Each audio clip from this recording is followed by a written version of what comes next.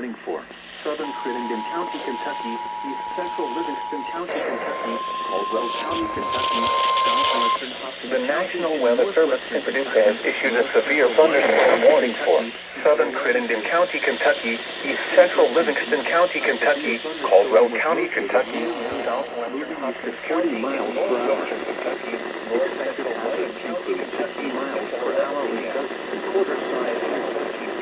This is a radar indicated near Marion. the following impacts are expected. Hail damage to vehicles is expected. Expect wind damage to roofs, siding, and trees. Locations impacted include Princeton, Marion, Dawson Springs, Salem, Cresswell, Olney, Farmersville, Fredonia, and Fryer. This includes Interstate 69 in Kentucky between mile markers 75 and 93. Repeating, a severe thunderstorm warning has been issued until 11 p.m. for the following counties in Kentucky: Caldwell, Crittenden, Hopkins, Livingston, and Lyon.